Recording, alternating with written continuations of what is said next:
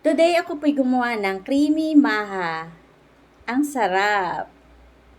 Isa sa masarap na kakanin.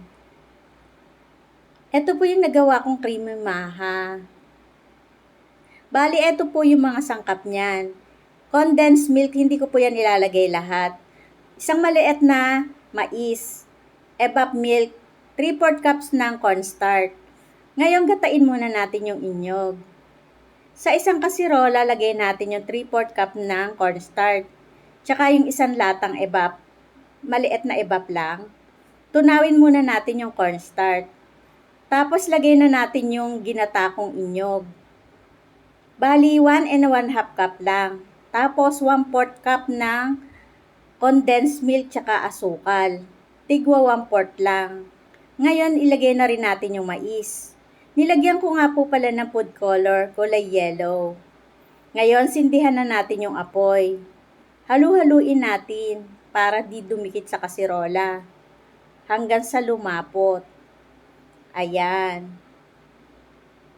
Ngayon, ready na siya. Isalin natin sa isang container.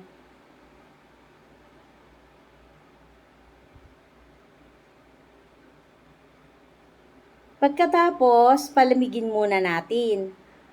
Tabi muna natin siya. Gagawa tayo ng toppings. Dumakot lang ako ng isang dakot ng sapal ng inyog.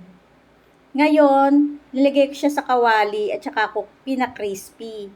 Pag crispy, nalagyan natin ng 2 kutsarang asukal. Halu-haluin pa rin natin. Ngayon, eto na yung maha natin, malamig na. Pwede na nating itoppings yung ginawa nating puzzle ng inyog.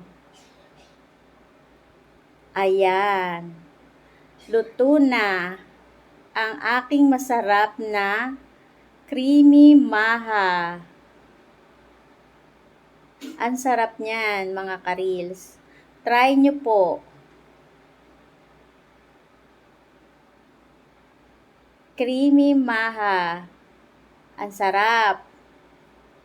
Simple lang siyang gawin at hindi matagal lutuin.